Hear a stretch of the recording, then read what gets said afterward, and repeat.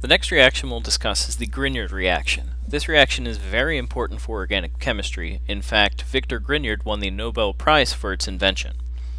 A typical Grignard reaction will form a new carbon-carbon bond, which is the important part here. It's very difficult to form a new carbon-carbon bond, and it will reduce a carbonyl group to an alcohol. If we have this ketone substrate, we can add our Grignard reagent, which is an alkyl group with a magnesium and a halide. This will then react to generate our alcohol after an aqueous workup.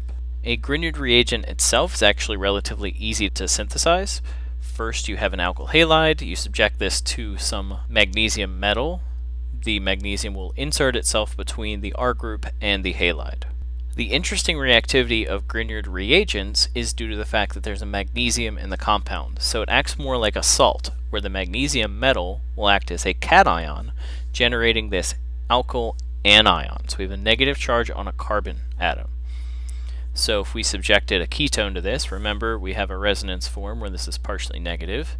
We have an electrophilic carbonyl carbon. This alkyl group will actually break off from the magnesium and attack the carbonyl carbon. This will form a new carbon-carbon bond here and generate this alkoxide. The aqueous workup at the end, we can reprotonate the alkoxide to generate our alcohol and produce water as well as a byproduct. Grignard reactions can also reduce esters.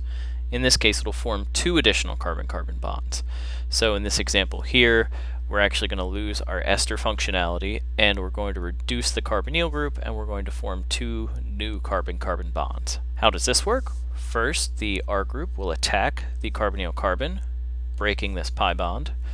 When this tetrahedral intermediate reforms the pi bond, we can kick off the methoxide group here. Finally, we can add another equivalent of the Grignard reagent, which will act just as if a regular ketone were involved. So in this case, we get our two new R groups and our alcohol. An important note for Grignard reagents is that they are strong bases. So if we added this Grignard reagent to a solution of hydronium, what we would end up doing is we would have an attack of this extra proton, generating water. So here's our water. We have the counter ion for the Grignard reagent, and now we have an alkane, which is very, very stable and not very acidic. So if you use a Grignard reagent with a carboxylic acid or an alcohol, what ends up happening is you deprotonate these two species and the Grignard reagent is quenched and the reaction can't proceed. So if we have a carboxylic acid with a Grignard reagent, we just deprotonate the carboxylic acid, generating the carboxylate. If we have an alcohol here, again with our Grignard reagent, we just generate the alkoxide instead.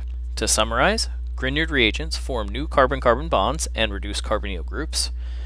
Excess Grignard reagent can be used to produce esters, but because Grignard reagents are bases, they are incompatible with molecules bearing alcohols or carboxylic acids. Basically, any acidic proton can be used to quench a Grignard reagent.